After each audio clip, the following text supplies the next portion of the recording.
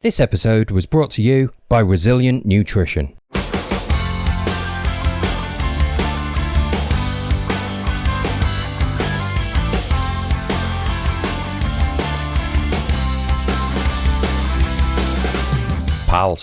Pals, greetings and welcome once again to another episode of Everything Endurance. It is, as always, a pleasure to have you with us. Hope everyone's feeling good today. I've got to tell you, I am. I feel like a bear that's come out of hibernation.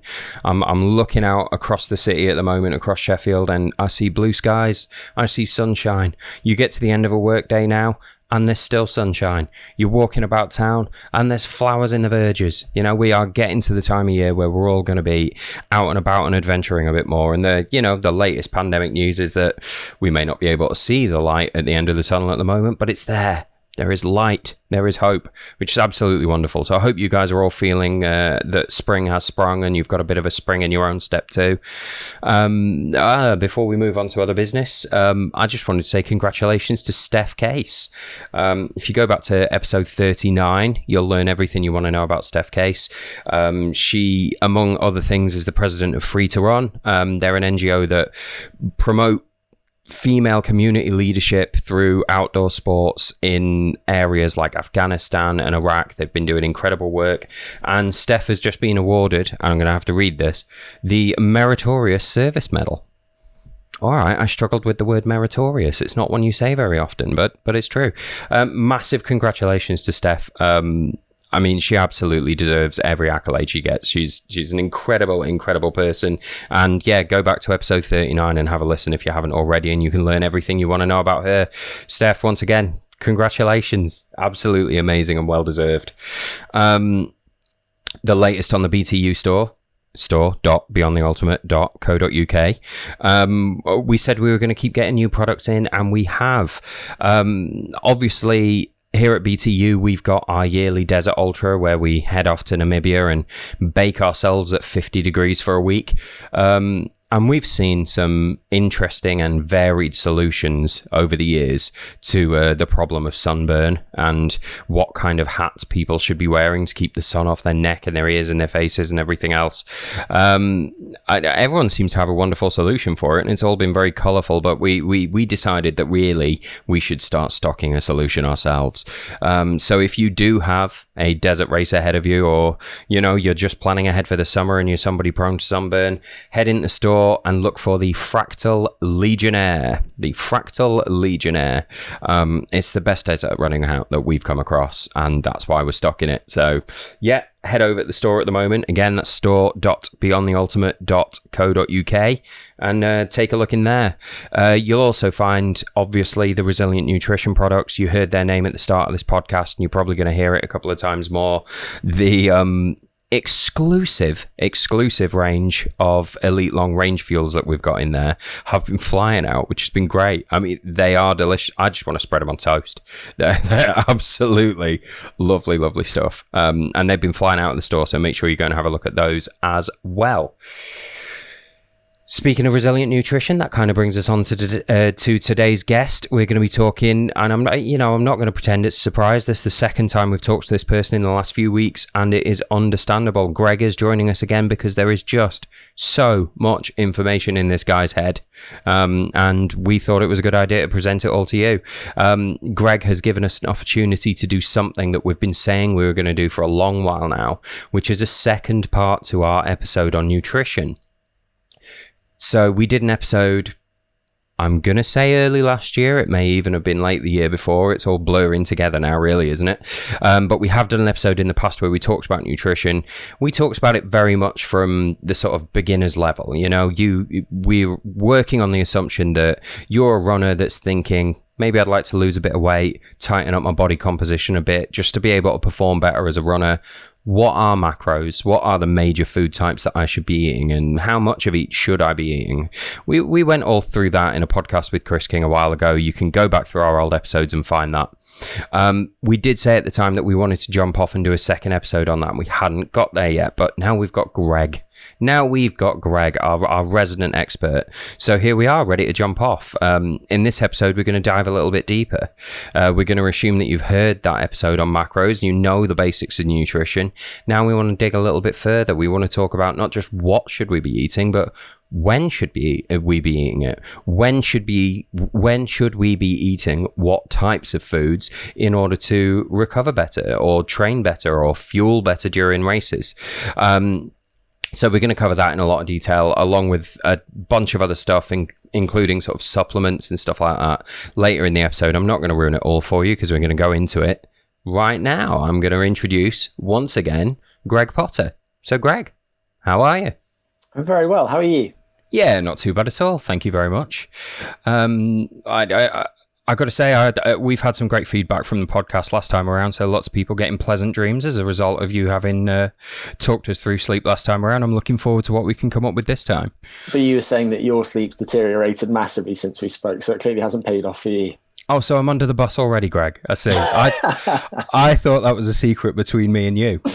We were just having a conversation off air, but here we are. Yeah, there's no getting around it. I don't know if just suddenly thinking about it more has made me overthink it, which would be a classic Will Roberts move, to be fair. But yeah, I haven't been having the best sleep since last week. Neither have I, so at least we're in it together. Yeah, thanks, Greg. That does make me feel better.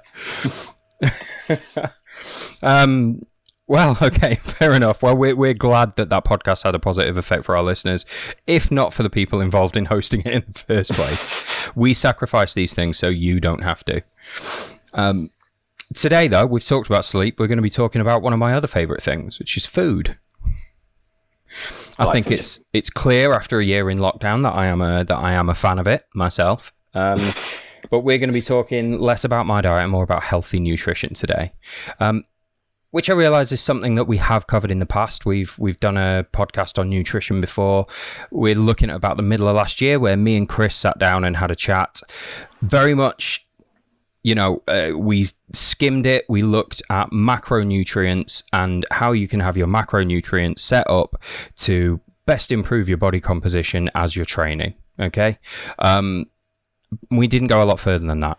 Because, me and Kris don't have the kind of brain capacity that you've got, Greg. But now that we've got you, we'd like to dig a little bit further in. I think the first place we were talking about starting was, since we'd looked at, what types of food you should be fitting into your day if you're going to be eating a healthy diet before, we want to look a bit more into when we should be structuring our diet, when we should be eating what. So we were going to talk a little bit about timing in nutrition. So sounds good. Yeah. Well, good. I'm glad you think so. Because I'm very much relying on your knowledge here, Greg. I like my listeners are ready to receive. Excellent. So shall I just go? If you're feeling ready, Greg. Okay.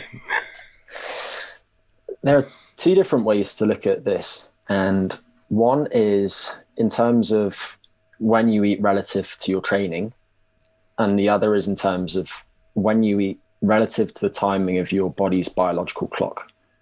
And your biological clock produces rhythmic changes in various bodily processes. So, for example, during the daytime, you're more physically active so that you can acquire food and water. And because of that, your musculoskeletal system needs to be ready for physical activity.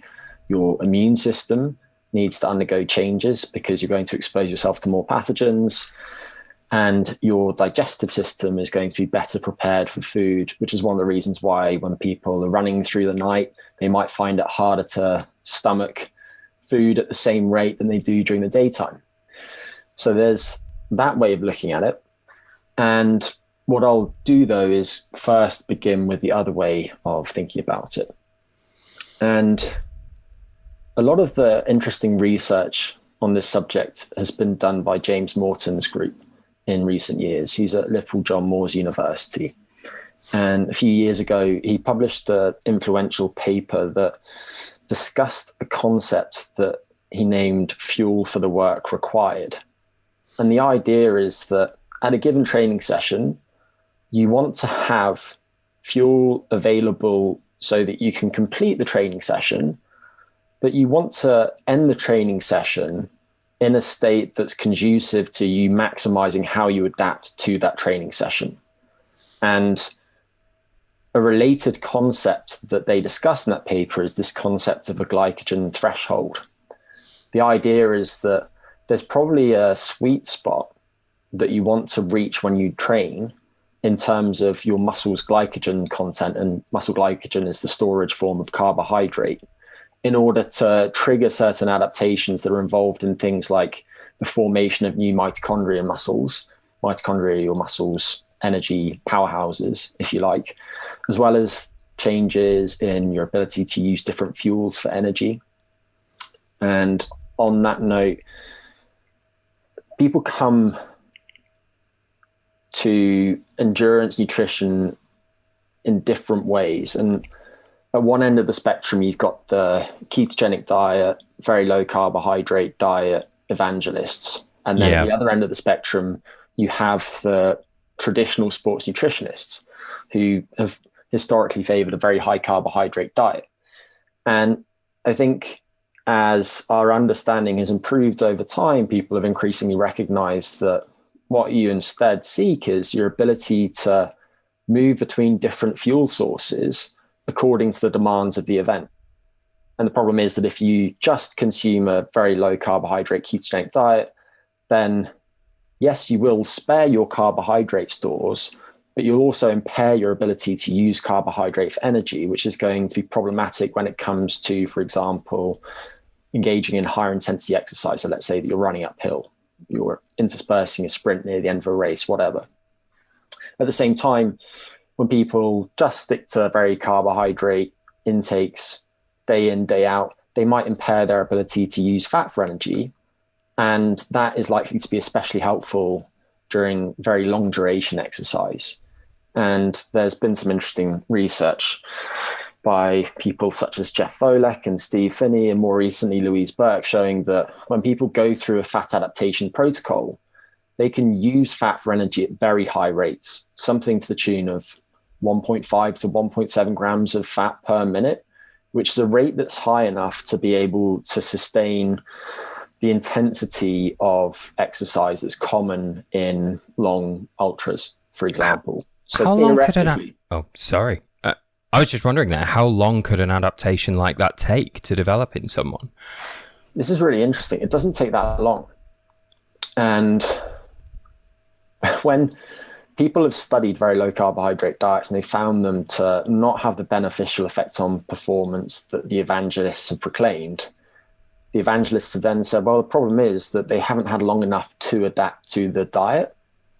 But when Volek and Phinney a few years ago looked at endurance athletes who had been on ketogenic diets for a long period of time, they found that they were burning fat at that rate that I just mentioned roughly. Yeah. And Louise Burke has subsequently published a series of studies on a group of elite race walkers. And she's based at the Australian Institute of Sport. And they went through these different protocols. And in one period, they went through a ketogenic diet for about 3.5 weeks. And when they were going through that ketogenic diet, which was appropriately constructed for somebody on a ketogenic diet, they found that within 5 to 6 days, the rate of fat oxidation during exercise was about as high as it would ever get. So It's not as if people need several months to reach those rates of fat oxidation. It can happen quite quickly. But similarly, your ability to use carbohydrate for fuel will decline at a similarly fast rate. Right. And the point is that what we want is for people to be able to flexibly switch between using these different types of fuels, so-called metabolic flexibility. And the way that you can go about that is by periodizing your diet in the same way that you might periodize your training. The difference is that when people speak about training periodization, they normally speak about microcycles and mesocycles and macrocycles. A microcycle might be 1 week long, a mesocycle may be a couple of months long, and a macrocycle might be a year long. In the case of a diet, we're speaking about nutritional periodization over much shorter timeframes.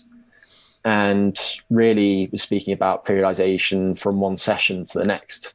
And so going back to this concept of fuel for the work required, what we're seeking is to enter very high intensity, demanding, high quality sessions, I think intervals, in a state of relatively high carbohydrate availability, so with a full tank of muscle glycogen, so that you can complete that work and do it at high intensities, and you can maximize your performance on those days.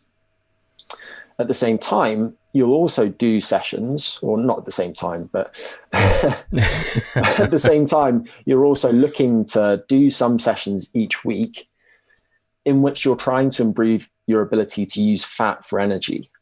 And it makes sense to do those sessions with lower muscle glycogen stores, because you'll then be relying more on fat oxidation for energy, and things like the number or the concentration of circulating free fatty acids in your bloodstream are important to signaling the changes that improve your ability to use fat as a fuel. And so people have come up with different so-called train low approaches, and common ways to go about this include going for a fasted run in the morning. And just while it's on my mind, what I'll say is that if you're doing fasted runs, personally, I would have a bolus of protein before the fasted run, because there have been several studies showing that if people consume something like 0.4 grams of protein per kilogram of body weight, so that would be 32 grams for an 80 kilogram person, before exercise, they reduce muscle damage during the exercise, but they don't blunt their ability to use fat for fuel. Oh, wow. Okay. So they're protecting their muscles, but they're maintaining their ability to get the adaptations that they're seeking in terms of their ability to switch between fuel sources.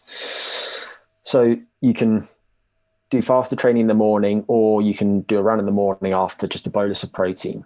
Another approach would be to use twice a day training. And there have been different ways of studying this over time, including things like 2 cycling sessions a day, 2 running sessions a day.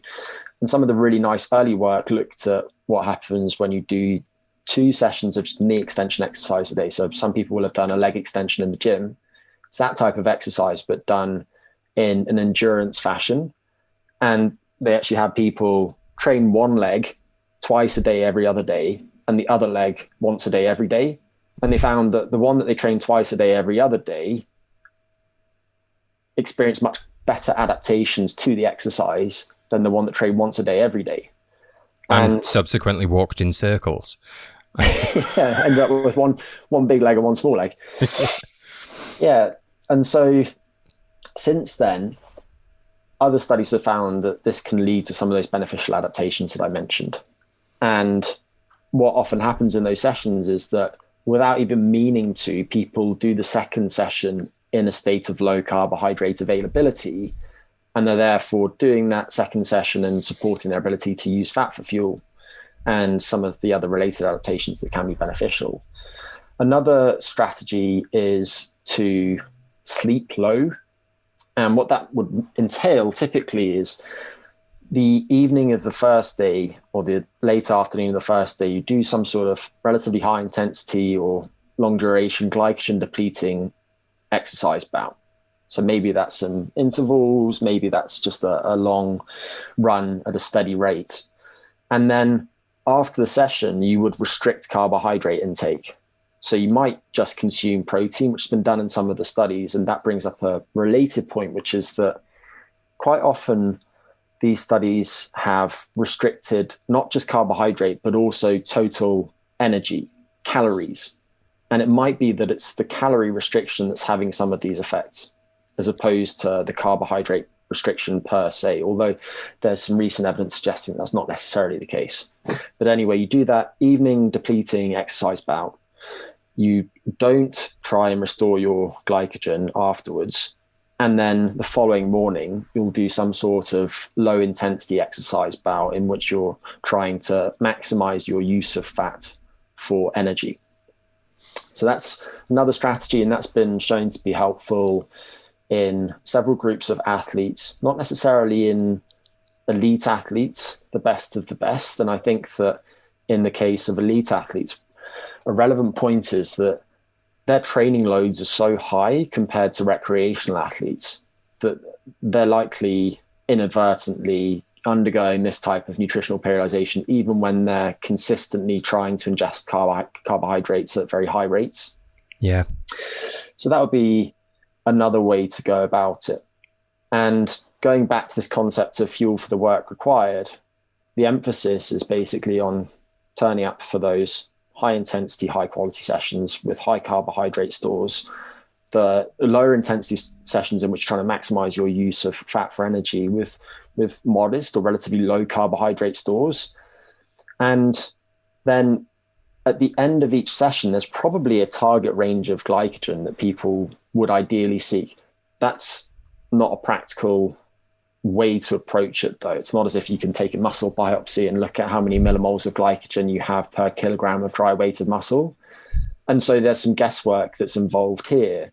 But using that type of nutritional strategy makes sense. And practically what that might entail is thinking about your meals in terms of high carb meals, moderate carbohydrate meals, and low carb meals. And some practitioners use a traffic light system. So green light would be a high carbohydrate meal, amber light would be a moderate one, and a red light would be a low one. And so before the low sessions, you might be eating things like avocados and nuts and that type of thing. Before the high ones, you're probably going to be loading up on white potatoes, white rice, popcorn, that type of thing. And then the moderate ones, maybe that's things like starchy vegetables. So I think that type of strategy makes a lot of sense. And then going to the other thing that I mentioned, which was thinking about things in terms of your biological clock. There's been a surge of interest into so-called chrononutrition in recent times. And the idea is trying to align when you eat with those changes in your body's clock to enhance certain outcomes. And much of this research has been on non-athletes. And a lot of it's been on people who have some sort of metabolic health problems. And maybe they're obese, or maybe they have the metabolic syndrome or diabetes. And to very quickly summarize that research, it's shown a few things. So one is that when people go through what's become known as time-restricted eating, which entails confining your consumption of all calorie-containing items to a period of 12 hours or less each day. So maybe you start eating calories at 8 in the morning and you stop eating calories at 8 in the evening. When people do that, because most people spread out their intakes over a longer period each day. So in the West, a lot of people will spread out their calories over about 15 hours of wakefulness. But when people use time-restricted eating, they typically eat fewer calories, subsequently lose a bit of weight, improve some measures of their blood sugar regulation, reduce their triglycerides, which when too high can be problematic, and maybe reduce their blood pressure a bit too. So for somebody who has fat mass to lose, that type of strategy can be helpful. But there are other things that this research has looked at. So one is the distribution of energy intake within the caloric period, so the time-restricted eating window.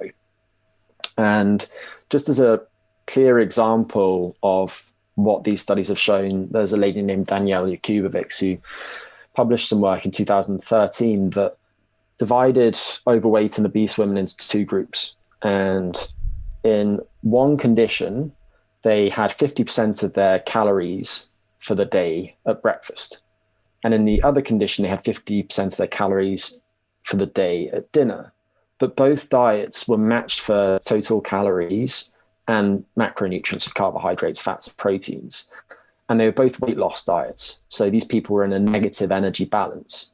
And they stuck to the diets over 12 weeks. And at the end of the 12 weeks, they found that the big breakfast group that had 50% of their calories at breakfast lost more than twice as much weight, lost more than twice as many inches off their waists, had greater improvements in their blood sugar regulation and their blood lipids too.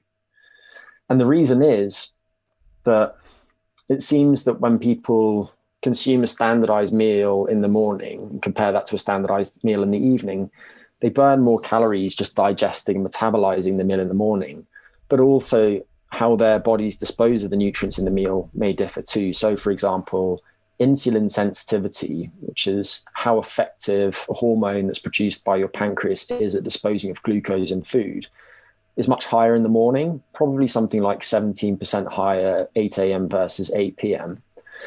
And so for somebody with poor blood sugar regulation, someone who has prediabetes, for instance, that can be meaningful.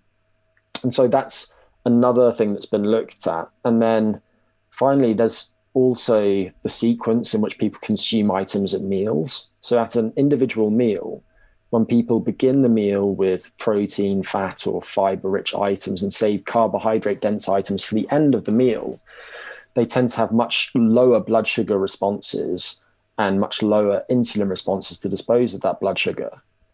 And the reason is probably in part that the protein, the fat, and the fiber slow the digestion of the food, which for people who have poor metabolic health is a good thing. But for an ultra endurance athlete who's putting in very high volumes of training, sometimes you actually want quite fast blood sugar responses so that you can rapidly resynthesize your muscle glycogen stores.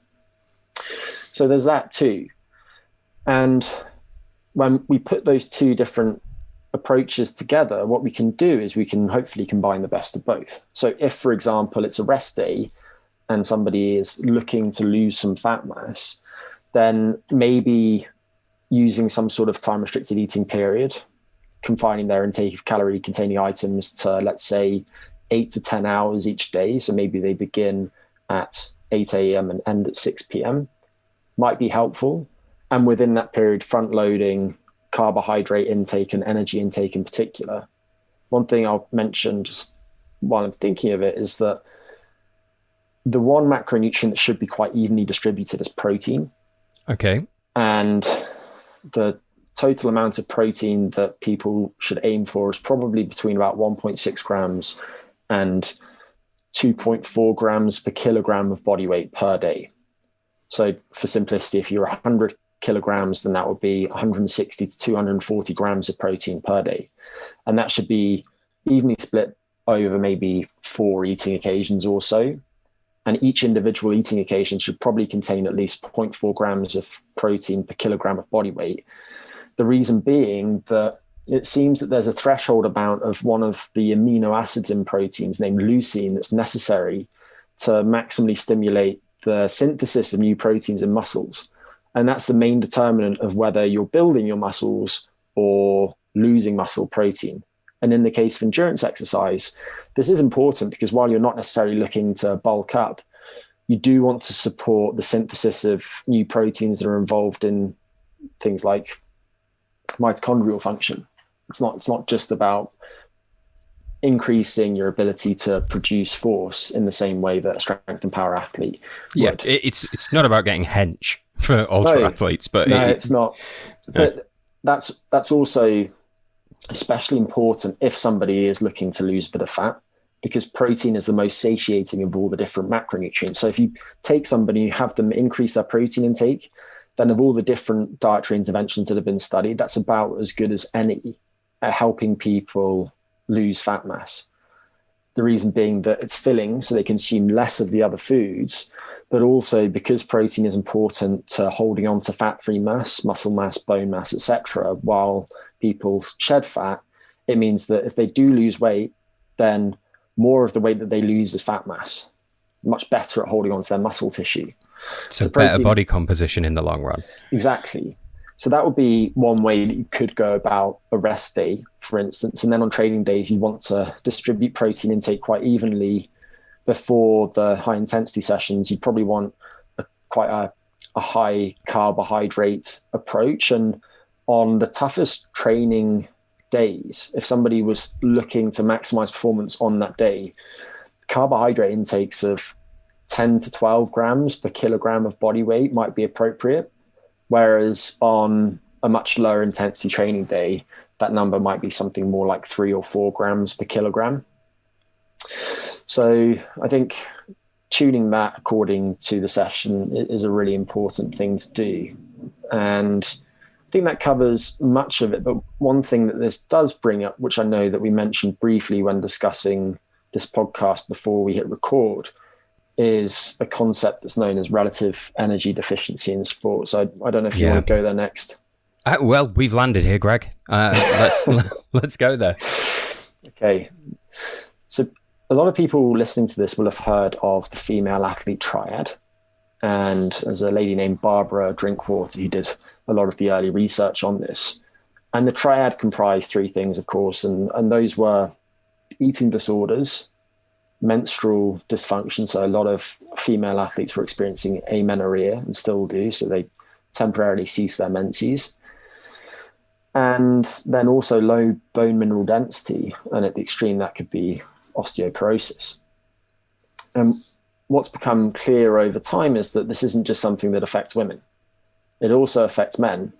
And so people increasingly speak about the concept of relative energy deficiency. And in the context of sport, that's relative energy deficiency in sport, or RED-S. And people have tried to come up with ways of operationalizing this. And what's been landed on is looking at the number of calories that people have relative to their fat-free mass, their non-fat mass, after accounting for their calories that they burn during exercise. So there's a simple equation, which is basically looking at exercise energy expenditure above and beyond what the person would burn at rest, and then the calories that they have available after taking that away. And after removing that, it's probably that people should have at least 45 calories per kilogram of fat-free mass per day. And so for a 75 kilogram athlete, once you've accounted for the exercise, they should probably have roughly 2,900 calories per day left. And a lot of people don't reach that. And that's not a low number. No, and there are many studies that have shown negative consequences when people drop below a certain level of energy availability. And people will commonly use a threshold of 30 calories per kilogram of fat-free mass. So that's substantially less than 45. And when people fall below 30 calories per kilogram of fat-free mass, they can run into all sorts of different problems. So symptomatically, that might entail things like impaired function of the so-called HPG axis, so the hypothalamus pituitary gonadal axis. What that might mean is that if you're a woman, your menstrual cycle might effectively stop. If you're a guy, you should be waking up under a teepee in the morning, and you might not find that you are afterwards. You might find that your libido diminishes substantially too. Then there are various other issues too. So one of them, of course, is bone health. And when energy availability and carbohydrate availability in particular is too low, you tend to see a loss of bone mass. So different chemicals that are involved in the breakdown of bone will increase. And we now know something about why that's the case. And it might also be that markers of bone formation are lower too. And the net effect of those changes, of course, is a reduction in bone mineral density, which is going to predispose people to things like fractures. There are some reports of gastrointestinal disturbances. So people who are experiencing RED-S might be more likely to be constipated, for instance. There's also dysfunction in the HPT axis, so the hypothalamus pituitary thyroid axis, and that can manifest as things like feeling cold all the time. At the extreme, that could be downy hair growth. That also contributes to things like loss of libido too. The HPT axis is important to reproductive health. And then there are other consequences such as psychological disturbances, and it's not entirely clear whether these precede or follow RED-S. Probably depends on the individual case whether that is the case. And people have now started trying to work out, well, how can we try and identify people who are experiencing this and help those people too?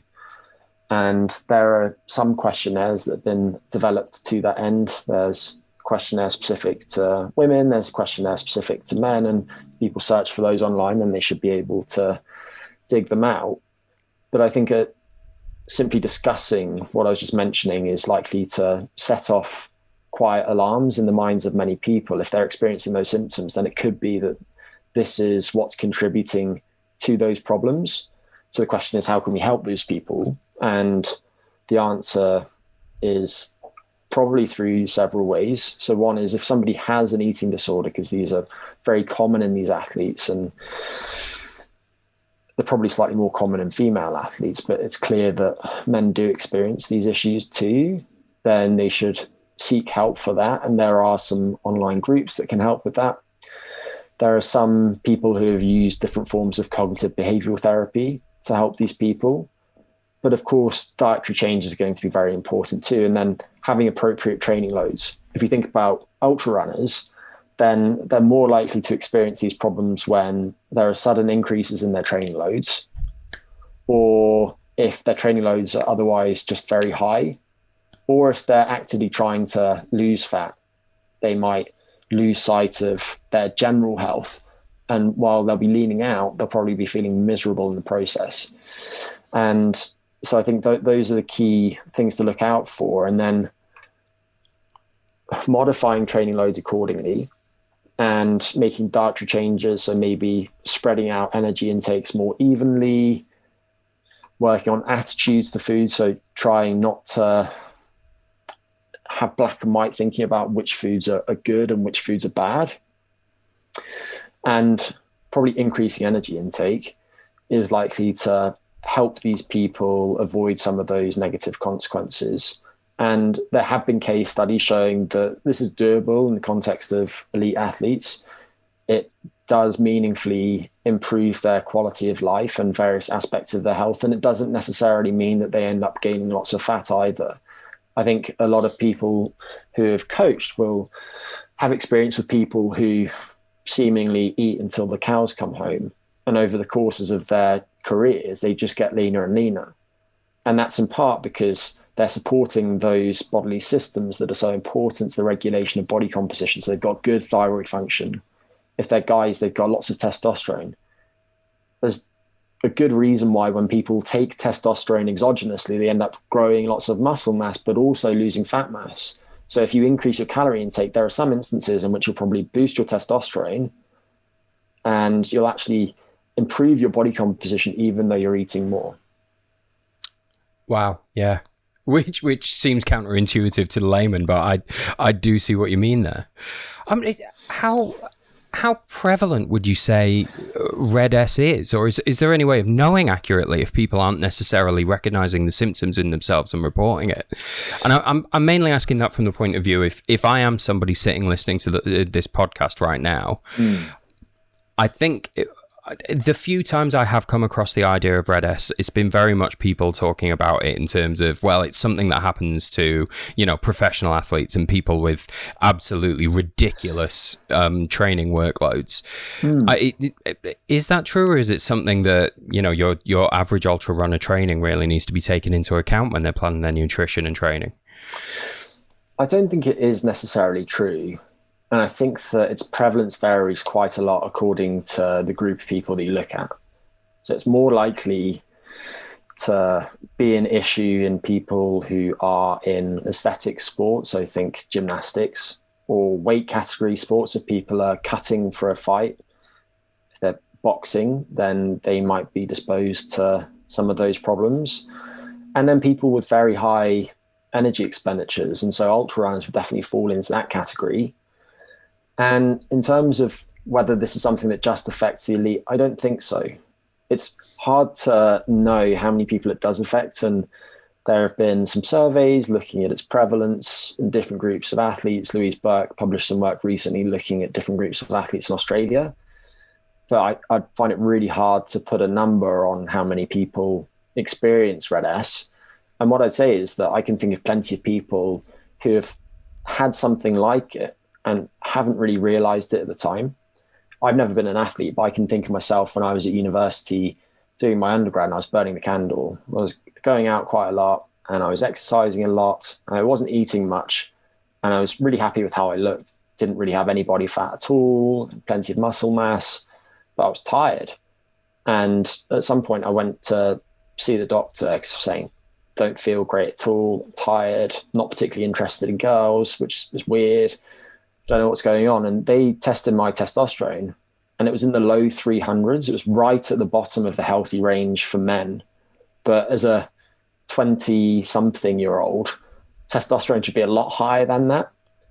And I realized that the reason was that there was that imbalance between how I was exercising and my nutrition, as well as some other aspects of my recovery, because there are other things that will influence the degree to which people experience these symptoms, one of which is their sleep. And in my case, I wasn't so interested in sleep back then, and I was consuming loads of caffeine, and I was probably sleeping 5 hours a night. So it's no surprise that I had those problems. But I got my testosterone checked a couple of years ago after years of progressive lifestyle modifications, and my body composition is very similar to what it was then. And my testosterone was 3 times what it was before. Oh, wow. So I think it affects healthy people, people who aren't doing heroic volumes of exercise too. And it's therefore really encouraging that people are discussing it more. Absolutely. Oh, well, fantastic. I suppose one of the things that we touched on a little bit last week that I figured we would pick up the thread again when we got to talking about nutrition was that there are sort of some supplements and other stuff out there that you can take that will maybe improve your sleep over time. Since we're looking at nutrition, what about micronutrients? We covered the macros in the last episode. We've talked a bit about timing now, but what else can be perhaps added to your diet to help you if you are an athlete in training? There are different ways of thinking about supplements. So you can think about supplements that are designed to help prevent nutritional insufficiencies or deficiencies. So this might be supplementing with certain micronutrients, vitamin D, vitamin C, iron, and so on. There are supplements that serve to replace foods that are more practical than having food with you all the time. So think of protein powders, bars, sports drink, that type of thing. There are then supplements that directly enhance performance. And we touched on creatine last time, but these include things like creatine, caffeine, and also nitrate, and specifically beetroot. Beetroot juice seems to be the best for enhancing performance as far as nitrate supplements go. That's ticked one off my list of things to ask you about, actually, which is you're always saying sort of shots of beetroot juice and having pickle juice during events is spectacularly good for you. Yeah, we'll come back to that. And then there are the supplements that indirectly enhance performance. So those might be supplements that improve your ability to recover from exercise, or supplements that help you overcome pain, or supplements that help prevent digestive problems, because those are so pervasive, particularly in ultra runners. Yeah. So if we go through those somewhat sequentially, then beginning with micronutrients, the likelihood that micronutrient supplementation will benefit someone is based on their diet, of course. And the more restrictive your diet is, the more likely you are to benefit from certain micronutrient supplements. So in the case of a vegan athlete, for instance, they're going to be disposed to not getting enough of certain nutrients, including iron and vitamin B12 and several others too. In the case of somebody on a carnivore diet, they do exist. They're probably going to need to be very careful about their vitamin C intakes. And if somebody is an omnivore but doesn't consume dairy because they struggle to digest lactose, then maybe calcium is more likely to be problematic for them. So you have to assess the individual before making these choices. But what I'll do is I'll just mention some of the common issues. Going back to Red S, one of the issues for those people is low bone mineral density. And sometimes these people either don't get enough vitamin D through their diets, or they don't get enough sun exposure.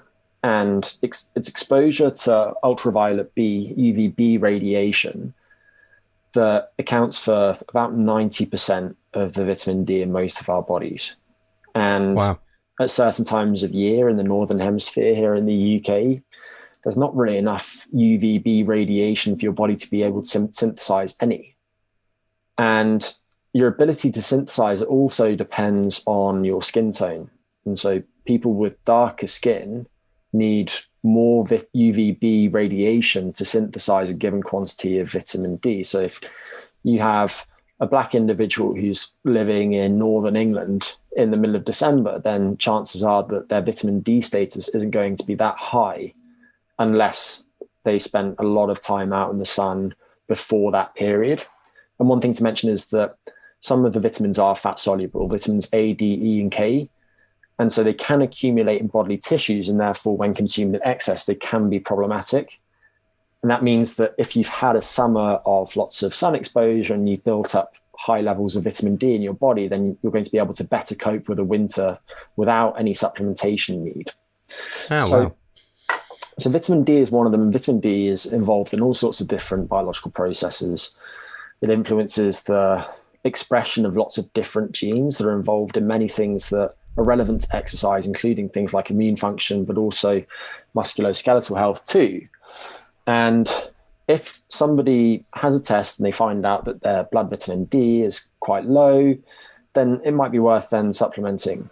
And recommendations vary, but in the case of someone with low bone mineral densities, living in the Northern Hemisphere, hasn't supplemented vitamin D before, it's probably safe to supplement with anywhere from about 800 to 2,000 IUs per day. And you want to take that with a fat-containing meal because that will improve the uptake of the vitamin D.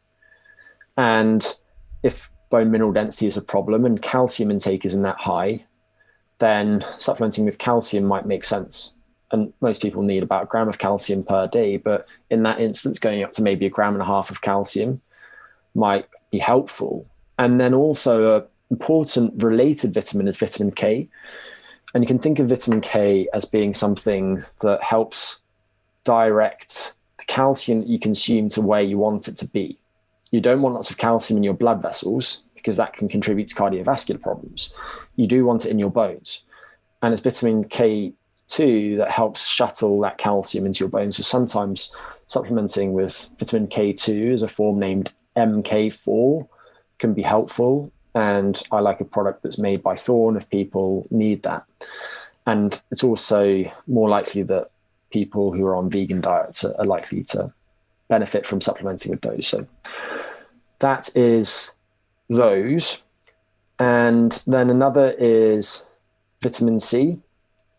And vitamin C is interesting because people have studied it in very high doses. It's a water-soluble vitamin, so if you take high doses of it, then you'll just excrete it in your urine if your body doesn't need all of that vitamin C. But taking higher doses of vitamin C than are typical during very strenuous training periods can potentially help reduce the likelihood of developing upper respiratory tract infections like the common cold.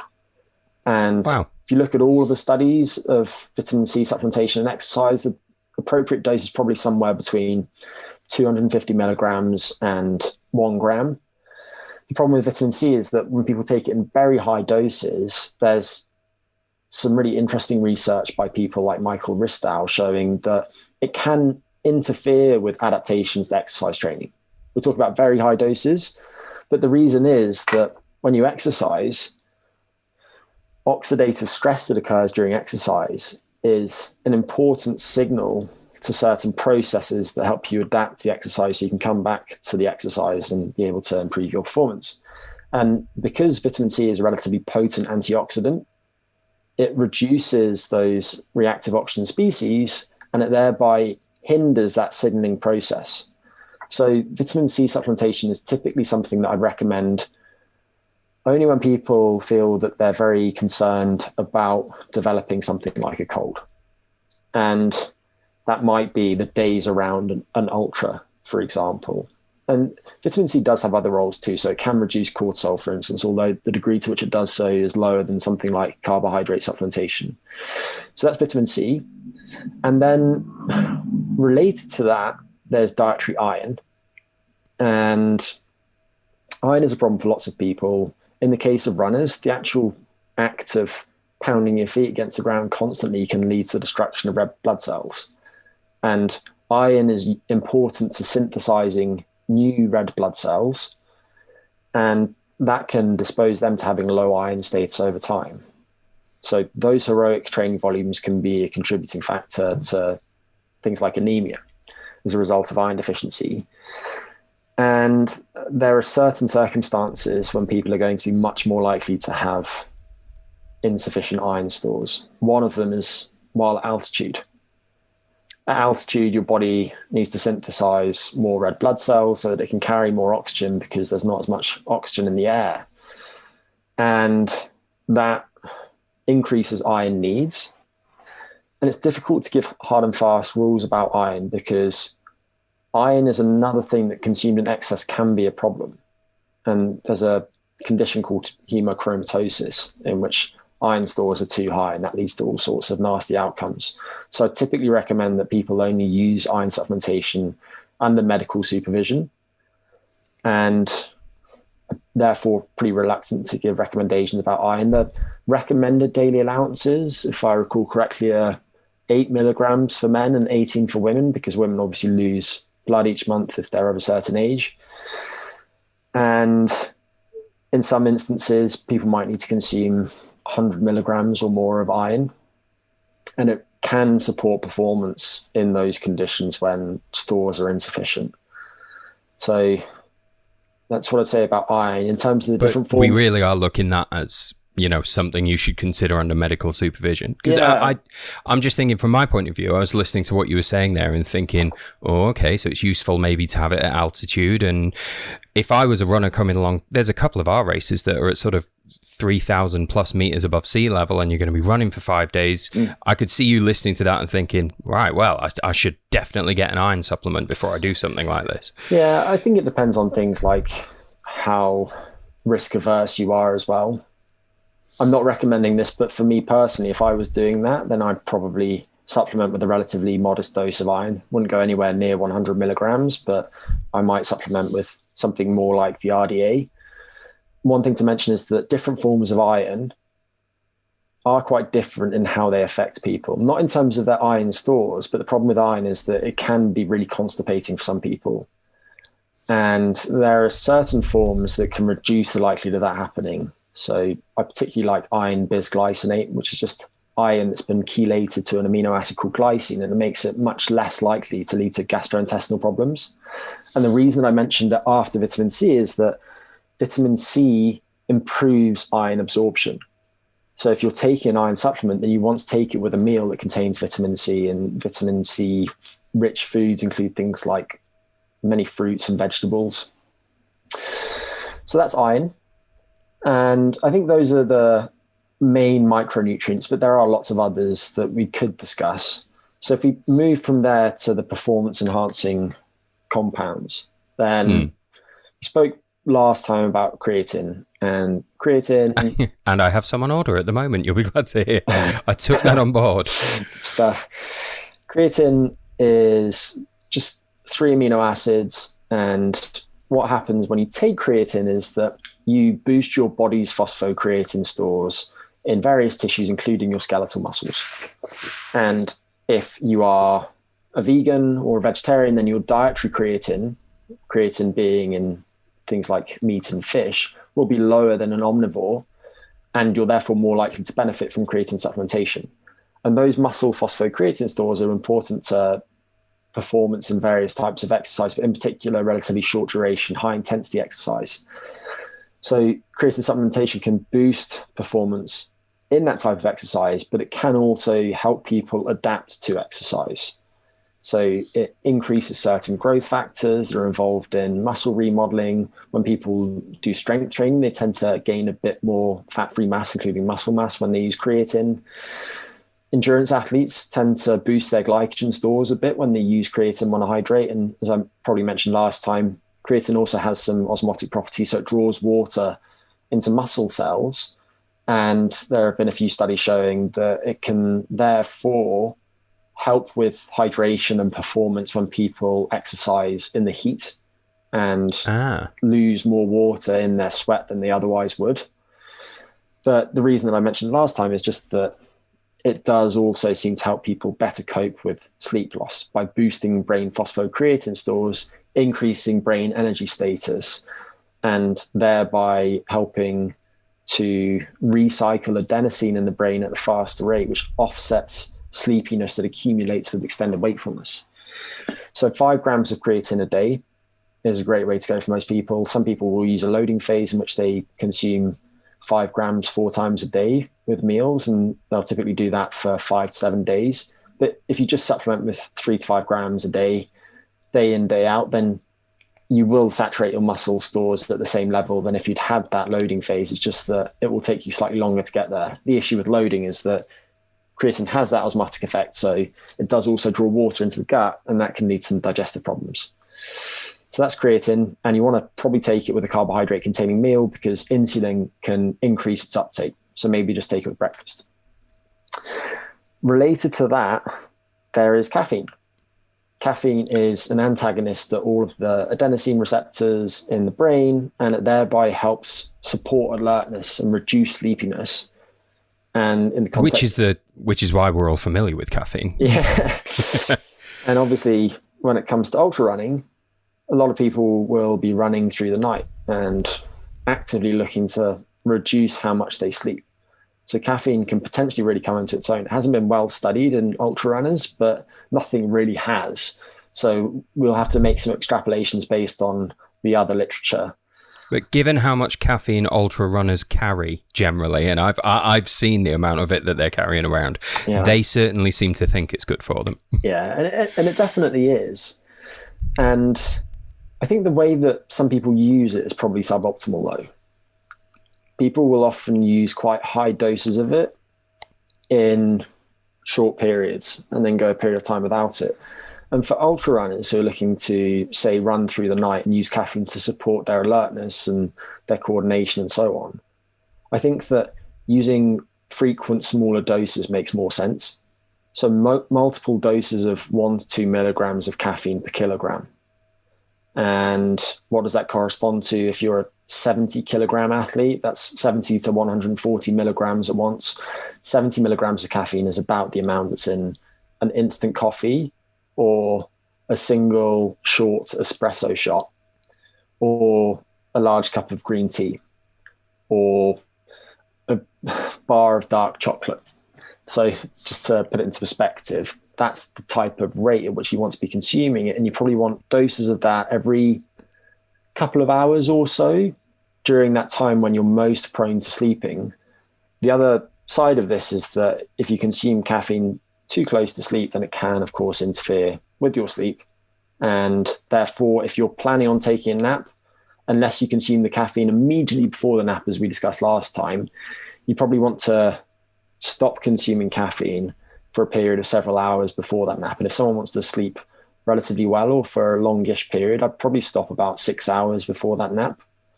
But you really do need to change that based on your own tolerance of caffeine and circumstances too. People do metabolize it very differently.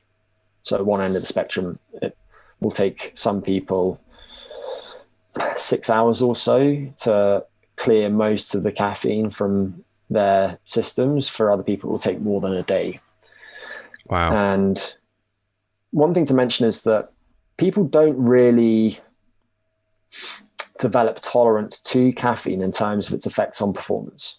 So caffeine, of all the different things that have been studied, does boost endurance performance, both in time trials, but also in events in which people look at time to exhaustion. So how long can you go at a fixed pace?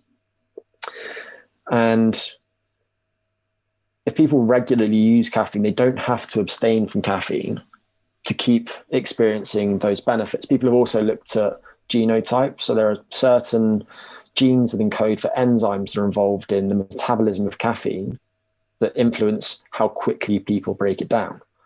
And there's a little bit of evidence showing that people who metabolize it more quickly respond slightly better to caffeine than people who metabolize it more slowly. But it's not entirely consistent. And I don't think it's a strong consideration for most people. So I think using caffeine 1 to 2 milligrams at once every few hours during periods when you want to stay alert is a really helpful strategy, particularly when running through the night. The other... Sorry, I've cut in again, Greg, but what you were saying there, were you saying that so I tend to abstain from caffeine these days, which is a pretty big thing for me. I used to be a barista and I was banging back 12 or 14 espressos a day. But I've pretty much cut caffeine out unless I am either, involved in a sporting event or working on one of these events, which is exceptionally long hours and long days and everything else. Then I'll tend to have it, the assumption being that I've built up more sensitivity to it over time by not having it in between. Is that actually not the case then? It's not the case in terms of exercise performance. it is the case in terms of alertness. Okay. And so what happens is that if you've been consuming large quantities of caffeine for a period of time, then you will have built up lots of adenosine in your brain, and the caffeine is blocking the interaction of that adenosine, which promotes sleepiness, with its receptors. And so if you remove the caffeine temporarily, then you've got more adenosine than you had at baseline. So you've got this really strong sleepiness signal, and that's going to impair things like your alertness and some aspects of cognitive function too. Because one thing to note here is that brain function is really important to ultra runners. I think people sometimes overlook that in these discussions, and caffeine consistently speeds reaction time, seems to slightly boost mood. It sometimes improves measures of executive function, which is how well we plan for tasks, monitor how we're doing, and then change our strategy according to how we are doing. So I think caffeine is really important for brain function too, but yeah, it depends on whether you're looking at exercise performance or brain function. And shameless plug, all of those beneficial effects of caffeine are reasons that we use it in one of our products at Resilient Nutrition. We have these nut butter based products called long range fuel that come in different forms. And there's a form named Energize. And the Energize products contain caffeine at an appropriate dose, plus L-theanine, which is an amino acid that's in green tea, which I mentioned last time. It has some relaxation promoting properties. It tends to reduce feelings of stress, but it also reduces associated stress hormones. So the nice thing about combining it with caffeine is that it doesn't seem to do away with the positive effects of caffeine. The issue with caffeine is when people consume it in high doses, they can end up jittery. And L-theanine helps prevent that. So when people use Energize long range fuel, they get a nice smooth increase in energy over time.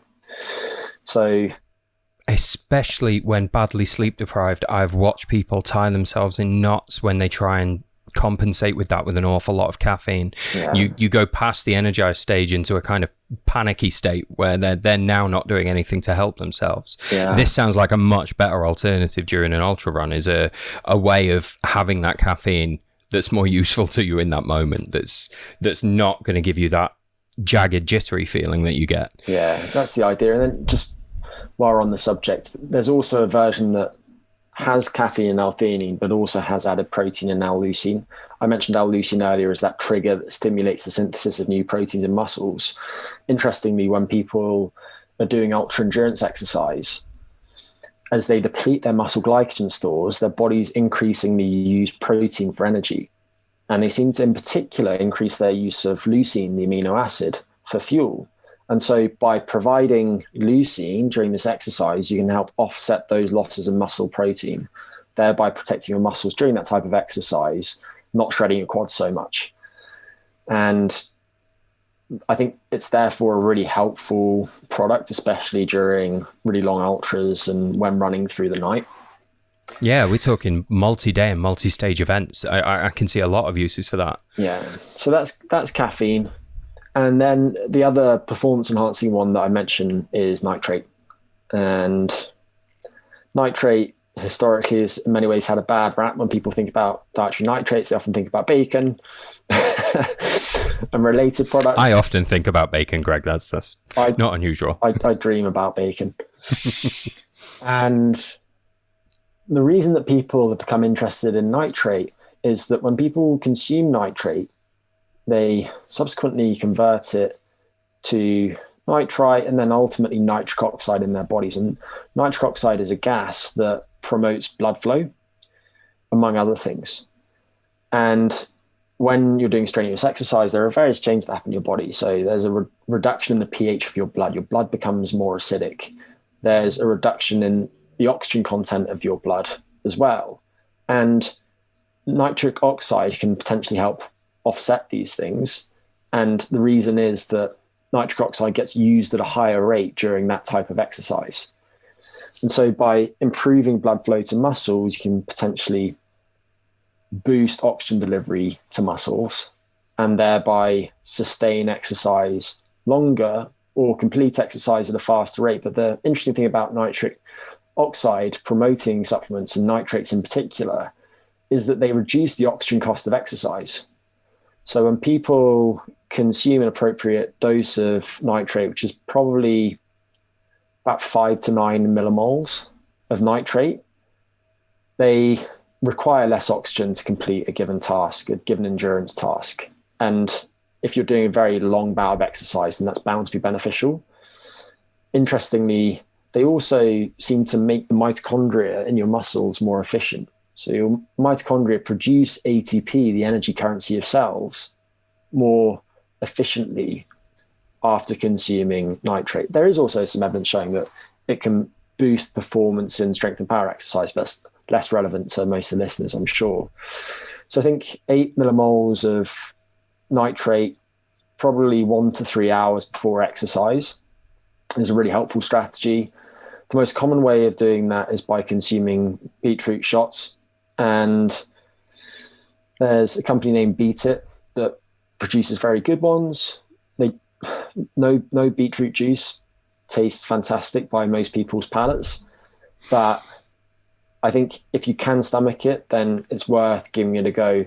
Interestingly, it doesn't seem to benefit very good athletes as much as athletes who aren't so well trained. And that might be that they've more or less saturated some of the things that beetroot can support. So if their blood flow, for example, is already really good, then they've hit the ceiling. And when you throw beetroot in the mix, the ceiling doesn't get any higher. So there's that. And then the other thing to mention is that beetroot seems to be better than an equivalent dose of nitrate by itself.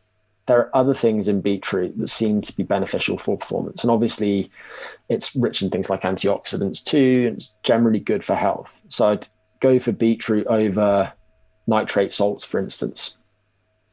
One more thing to mention is that the bacteria on your tongue are important for converting the nitrate in the beetroot to nitrite and ultimately, therefore, to nitric oxide.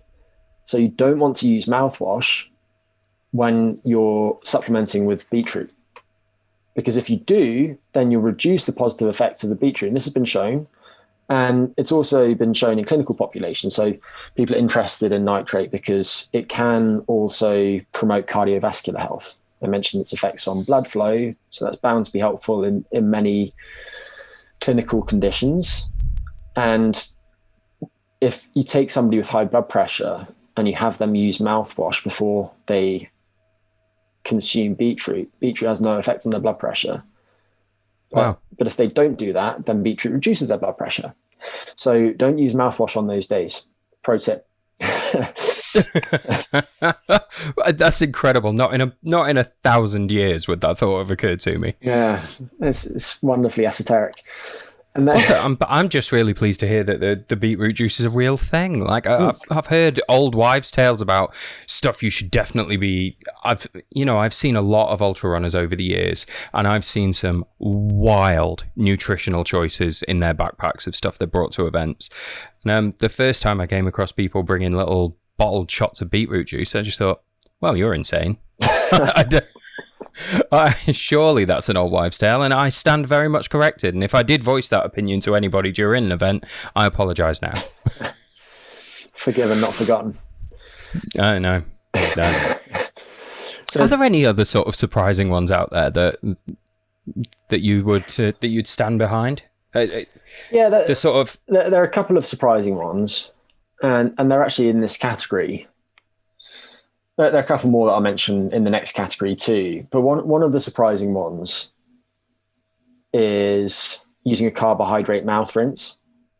So we might at some point touch on this, but I'll touch on it in the next category anyway. But when people do very long duration exercise, they're prone to developing lots of digestive problems. And maybe that comes in the form of nausea. Maybe it comes in the form of danger pants. And excellent euphemism there. And there are things that people can do to help offset that.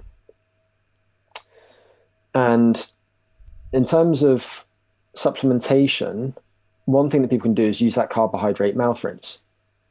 Because by simply rinsing the mouth with carbohydrate, you have oral carbohydrate receptors that relay information about the presence of carbohydrate in the mouth to parts of the brain that are involved in things like motivation and reward, dopaminergic brain regions. People will have heard of dopamine, probably mostly in the context of people talking about social media and dopamine slot machines.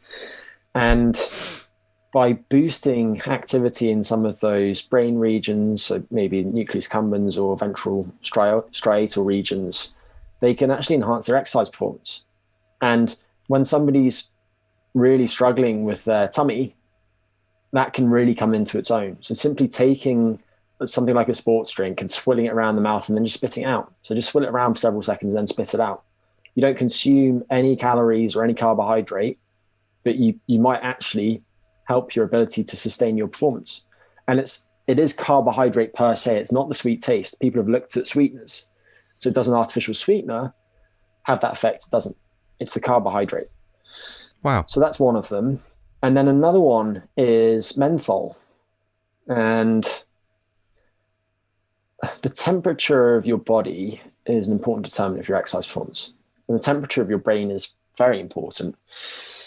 And if somebody's doing very high intensity exercise or exercising for a long period of time or doing those things in the heat, then they're going to be prone to overheating. And when the temperature of the brain rises above a certain point, it's going to shut everything else down.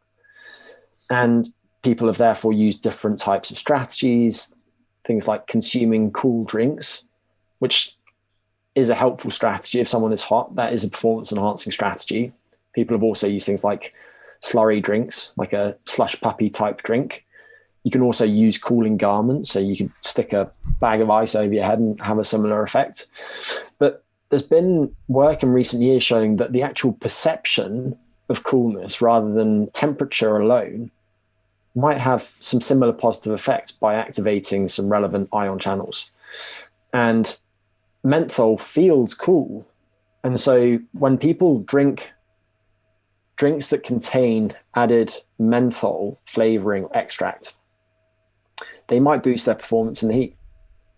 And so that would definitely be one of them too. And that work's only come out in the last 5 years or so. But that's really interesting. And again, it's a practical strategy. It's not something I'd use the whole time. But if someone was doing the Marathon des Sables and they had some menthol extract handy, then they could try that. And they could dabble with it in training first, which is something that I'd always recommend. Or indeed the Beyond the Ultimate Desert Ultra. There are other desert races. That's 55 degrees a day. That's almost unforgivable. I didn't mention that. I apologize. Well, I didn't realize this was your last appearance on the podcast either, Greg, but here we are. So I think those are the two that are quirky and to me were somewhat unexpected when I first read about them. And then the other category of supplements is the ones that indirectly boost performance by promoting recovery from exercise or helping with gut function, that type of thing. And there are a few that I'll mention. So if we look at the gut, then there are lots of things that can go wrong with the gut. When people exercise, especially when they exercise at high temperatures, the lining of the gut becomes more permeable, and that can be a problem. Some nasty bacteria more likely to enter the bloodstream, for example. And there are things that people can do to help maintain the integrity of their gut lining. And people have looked at lots of different things for this: glutamine, bovine colostrum, and some others. The ones that I personally find most interesting are curcumin. There's lots of curcumin and turmeric, the spice, and supplementing with about 500 milligrams of a highly bioavailable, so easy to take up form of curcumin might help maintain the integrity of the gut lining during exercise in the heat. The reason I like curcumin is it has so many other positive effects on all sorts of things, everything from brain function to also joint pain. So curcumin consistently reduces pain and improves function in conditions such as rheumatoid arthritis. And so supplementing with 500 milligrams of a highly bioavailable curcumin with a fat-rich meal, because curcumin is better taken up in the presence of fat, is a good way to go. And in terms of the forms of curcumin, I like BioCurc. BCM 95 is good. There's another one called Theracurmin, which is phenomenally expensive, but they're all good products. So I think that would be one of them that's interesting, both in terms of gut health, but also in terms of pain and a bunch of other things too, from cognition to inflammatory status. So consistently reduces markers of inflammation in some people, and some other things too. I mean, the list goes on with curcumin. And you are banging through a list there of things that ultra runners are definitely going to be interested in. Yeah, I hope so. So that's curcumin. Another one is ginger, and it's really simple, but 1 to 2 grams of ginger consistently reduces nausea. And this has been best studied in the context of pregnancy, morning sickness. When pregnant women with morning sickness have 1 to 2 grams of ginger in the morning, they reduce their feelings of nausea and associated vomiting too. And there are lots of reasons that people can feel nausea. There's a center in the brainstem that's involved in vomiting as a reflex, and there are all sorts of things that can drive everything from psychological stress to change in the vestibular system. That's why you feel queasy on a boat. But I think if you're experiencing that type of nausea, then ginger can be helpful. Ginger also, as an aside, seems to help reduce musculoskeletal pain in certain conditions. So that would definitely be another one. And you could supplement with both of those at the same time as each other. I've sometimes made up a tea containing ginger and turmeric and black pepper. One thing to mention is that there's a compound in black pepper named piperine that increases the uptake of curcumin and turmeric. So if you're just using turmeric in your cooking, you're making a curry or whatever, then including black pepper will help your body take it up, and you'll therefore get more of the benefits of consuming those things. So that would be one of them. Then probiotics, definitely good for gut health. I haven't made up my mind about which ones are best. Lots of different ones have been studied in different quantities. The quantity that's used is often at least 10 to the 10 live probiotics or live bacteria. And the way that these work isn't entirely clear, but different bacteria in your body compete for resources and space. And if you consume these good bacteria, then they can help crowd out the bad ones. And when people supplement with probiotics, they tend to have slightly better gut function. Interestingly, they might actually be able to oxidize carbohydrate or use carbohydrate for fuel at a slightly faster rate after several weeks of probiotic supplementation. Oh, wow. And they might also reduce the incidence of upper respiratory tract infections, common cold. So I think a probiotic supplement can be helpful for gut health, but for general health, for immune function in particular.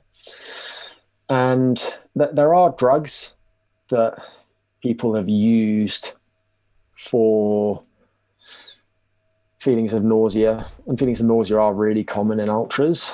There's one which is named something like Ondansetron. Let me just check actually what it is called. That sounds familiar. It's called Ondansetron, and it's widely used. The dose that people use is 4 milligrams, and it definitely helps people reduce those feelings of nausea during ultra running. Yeah. I've seen it used on our desert race, and I've seen it change people's days. Yeah. So if the other options don't work, then you could go the pharmaceutical route. I just have a bias which pushes me in the direction of using food and food-related compounds first before resorting to drugs, because some of them can have nasty side effects. The other thing to consider here is that some drugs can have ruinous effects on the gut, and those include NSAIDs, non-steroidal anti-inflammatory drugs like ibuprofen, paracetamol. And so reducing intake of those, people often use them to cope with musculoskeletal pain, but reducing intake of those can be helpful. On the subject of musculoskeletal pain, there are a few supplements that can definitely be helpful. And those include collagen supplements, so hydrolyzed collagen or collagen hydrolysate. And those is probably somewhere between 5 and 15 grams. 10 grams is a good way to go. You want to consume it with some vitamin C, probably 50 milligrams or so of vitamin C, but practically you might just have a piece of fruit at the same time. You can stir it into a drink. It's got quite a neutral taste that mixes quite well. And The reason is that it can help support the remodeling of connective tissue, including not just the skin. And there's some work showing that it can reduce wrinkles if that's something that someone's interested in, but it can also help with things like tendon health. It can increase the rate at which tendons adapt to certain types of exercise. So Keith Barr has done a lot of this work.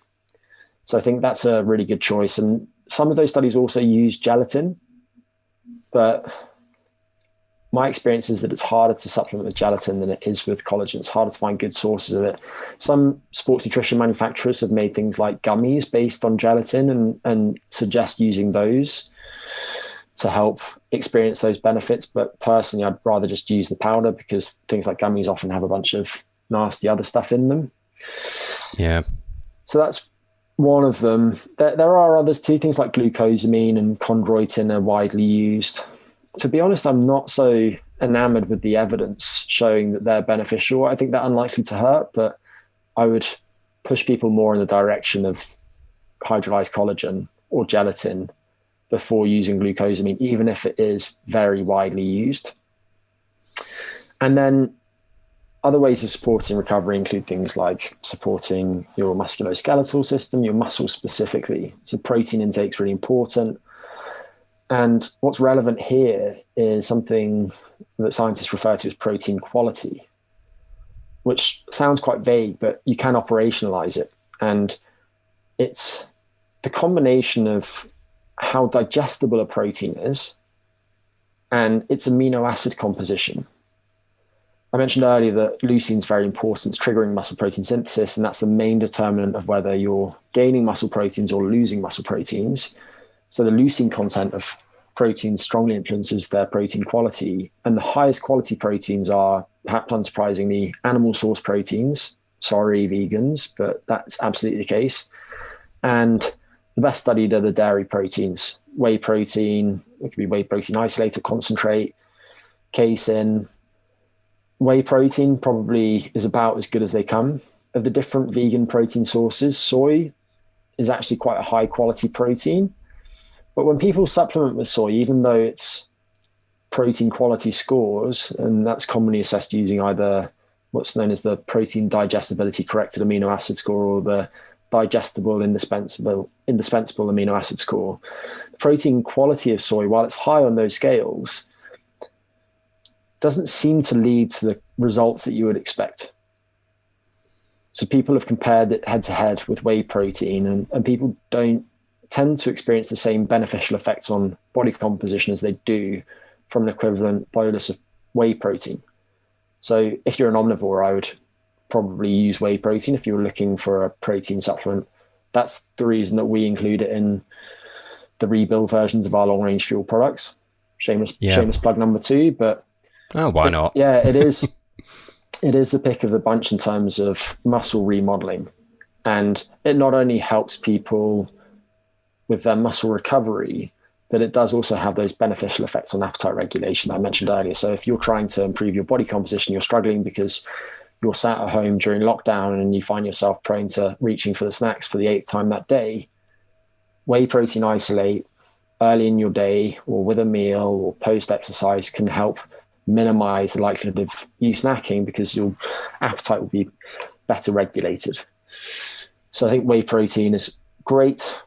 And then I also mentioned last time tart cherry juice is something that can both help with sleep, but also help with muscle recovery. And so if people want details about that, they can refer back to that previous podcast. But if they use tart cherry concentrate, then 30 milliliters a couple of times a day is probably about right for most people. So those are most of the supplements that I would recommend, but there are lots that I use when I help people with their health and performance, depending on their circumstances.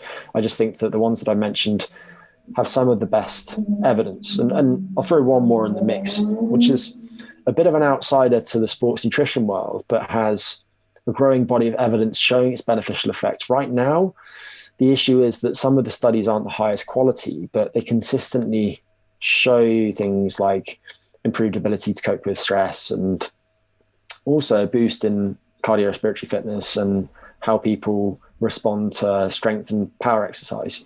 And that's ashwagandha, which I mentioned last time too.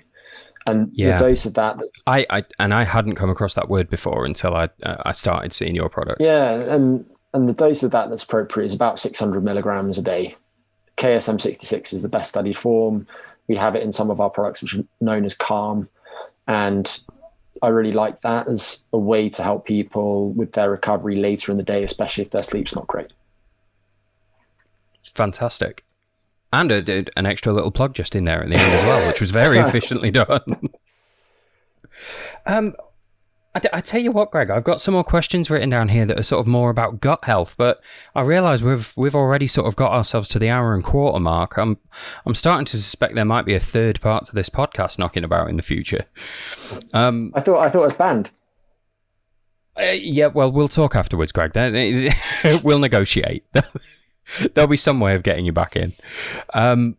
But no, I have to say, I've really enjoyed the last couple of podcasts. I'm learning an enormous amount from sitting back and listening to you, and I'm absolutely sure that the rest of the listeners are as well.